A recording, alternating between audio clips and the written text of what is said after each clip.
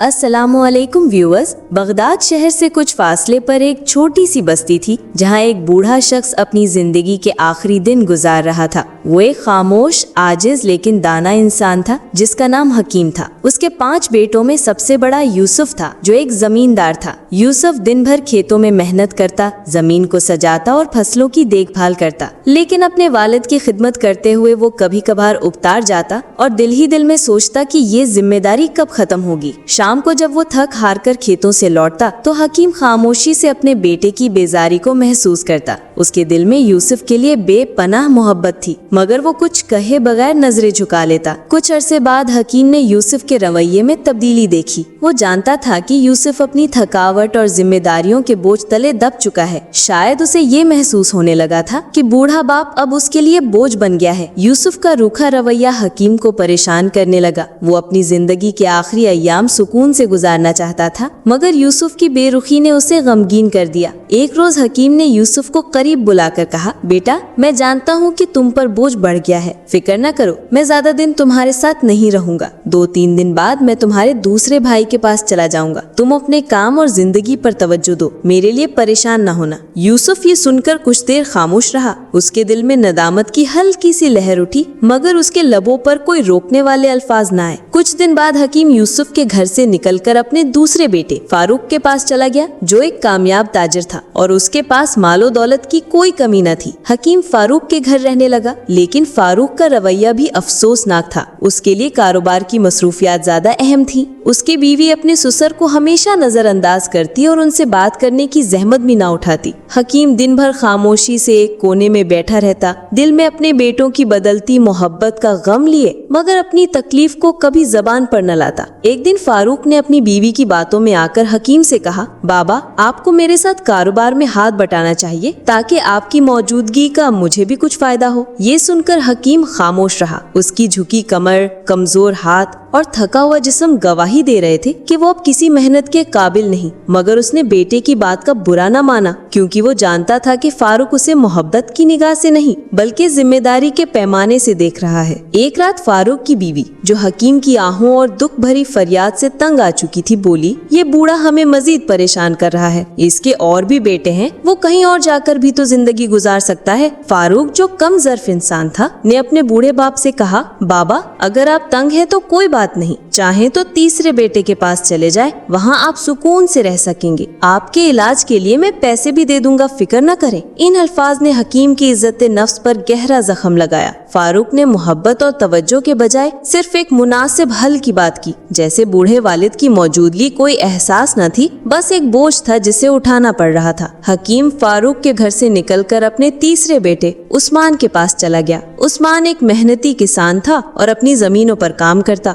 उसने अपने वालिद का एहतराम किया, लेकिन उसके पास भी ज्यादा वक्त न था। वो दिन भर खेतों में मसरूफ रहता और शाम को घर आकर बीवी बच्चों के साथ वक्त गुजारता। बूढ़े वालिद की बीमारी और दिल की गहरी अदासी पर उसका ध्यान कभी न गया। उस्मान की बीवी सुबह जब काम पर जाती तो अपने बच्चों को ससुर के पास बिठा देती और उनसे खेलने को कहती। हकीम, जो बीमारियों और कमजोरी से कांप रहा था, ये मंजर देखकर दिल में शदीद गम का शिकार हो जाता। उस्मान के घर में हकीम की हालत मजीद खराब होती गई और आखिरकार वो वहाँ से भी चला गया। इस बार उसने अपने चौथे बेटे अहमद के घर जाने का फैसला किया। अहमद एक धोखेबाज और लालची इंसान था। वो अपने वालिद का इस्तकबाल करने में बहुत खुश था, लेकिन उसकी खुशी मोहब्बत की वजह से ना थी बल्कि लालच की वजह से थी। अहमद ने हकीम को इज्जत दी और कहा, बाबा, आपको यहाँ कोई तकलीफ नहीं होगी। मगर वक्त गुजरने के साथ ही जब उसे पता चला कि बूढ़े बाप के पास कोई मालो दौलत नहीं है, तो उसने भी हकीम को नजरअंदाज करना शुरू कर दिया। अहमद की बीवी ने अपने ससुर को बोझ समझकर ना सिर्फ उनकी खिदमत ना की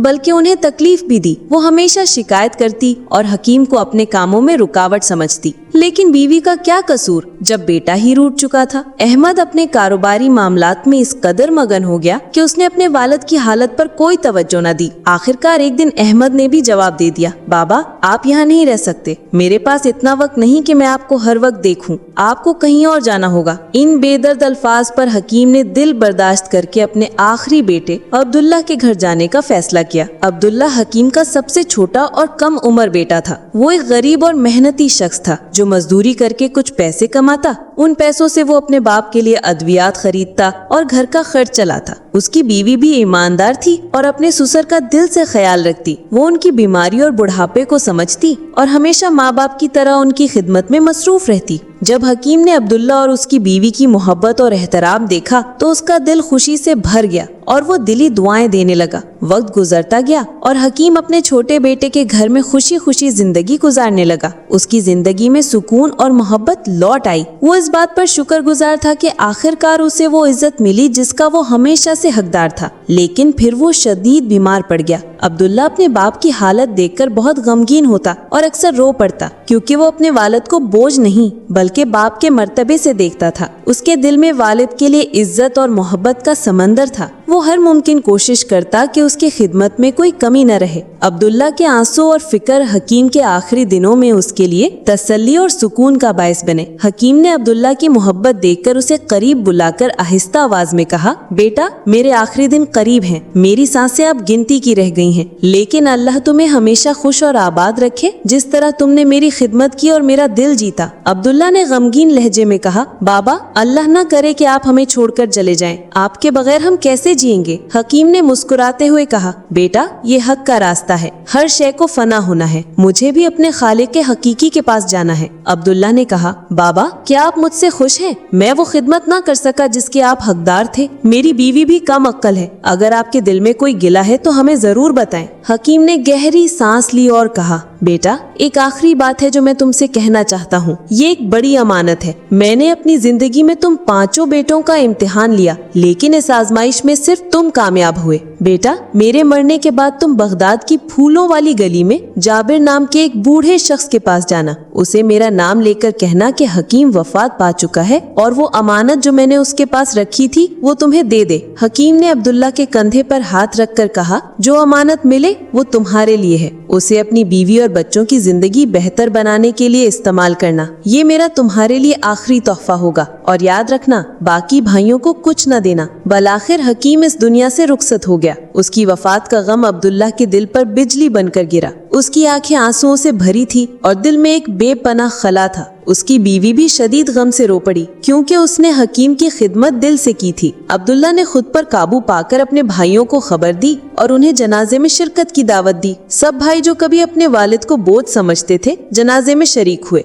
अब्दुल्ला, जो हमेशा ईमानदारी और मोहब्बत का पैकर रहा, ने भाइयों से कहा, बाबा ने मुझे एक अमानत सौंपी थी। मुझे यकीन है कि ये कोई कीमती खजाना होगा, लेकिन इसमें सब भाइयों का हक है। हालांकि बाबा ने इसे सिर्फ मेरे लिए वसीयत किया था। भाई, जिनके दिल में कहीं न कहीं लालच था, फौरन बोले, अब्दुल्ला, जाओ और अमानत ले आओ, फिर इसे हम 5 भाइयों में बराबर तकसीम कर देना। अब्दुल्ला ने वैसा ही किया जैसा उसने कहा। वो बगदाद जाकर अमानत ले आया। जब उसने संदूक खोला तो वो हैरत में पड़ गया। संदूक में बगदाद के मशहूर बाजार के कीमती दुकानों के कागजात, उसकी माँ के जेवरात और बहुत सी अशरफियाँ थीं। अब्दुल्ला ने अपनी ईमानदारी का सबूत देते हुए सब भाइयों को उनका हक दिया और खुद अपने हिस्से पर कनात की जिंदगी गुजारी। लेकिन वक्त ने जल्द ही अपनी हकीकत दिखा दी। चंद महीने बाद बड़े भाइयों में से एक अपने कारोबार में बुरी तरह फंस गया। गैर जिम्मेदारी और गलत फैसलों की वजह से वो कर्जों में डूबता चला गया। हालात इस कदर खराब हुए कि उसे अपना घर तक बेचना पड़ा।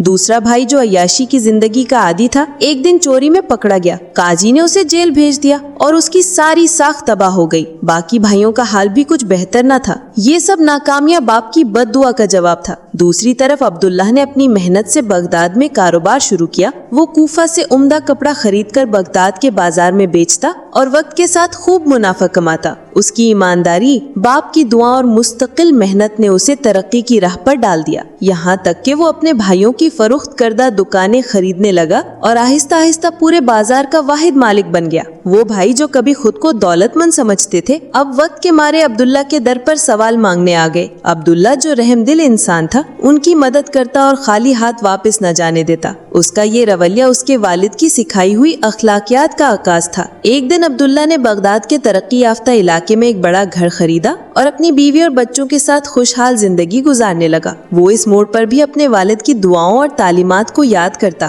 اور کہتا، بابا کی دعاؤں نے مجھے بغداد کا امیر بنا دیا، لیکن آپ کے سائے کی محرومی نے مجھے غمگین کر دیا۔ اللہ تعالیٰ آپ کو جنت میں اعلیٰ مقام عطا فرمائے۔ ویورز، یہ کہانی ہمیں سکھاتی ہے کہ والدین کی خدمت اور عزت ہماری زندگی کا سب سے بڑا خزانہ ہے۔ اگر آپ نے اس کہانی سے کچھ سیکھا تو اسے اپنے دل میں سجا لیں۔ والدین کی دعائیں آپ کو ہر مشکل سے نکال سکتی ہیں۔ اگر یہ کہانی آپ کو پسند آئی ہو تو ہمارے چینل کو ضرور سبسکرائب کریں، ویڈیو کو لائک کریں، اپنے دوستوں اور رشتہ داروں کے ساتھ شیئر کریں اور کامنٹس میں بتائیں کہ اس کہانی نے آپ کے دل کو کیسے چھوا۔ آپ کی رائے ہمارے لیے بہت قیمتی ہے۔ آئیے مل کر ایسی کہانیوں سے سیکھیں اور اپنی زندگی کو بہتر بنائیں۔ اللہ آپ سب کو اپنے والدین کی خدمت کی توفیق عطا فرمائے۔ آمین۔ فی امان اللہ۔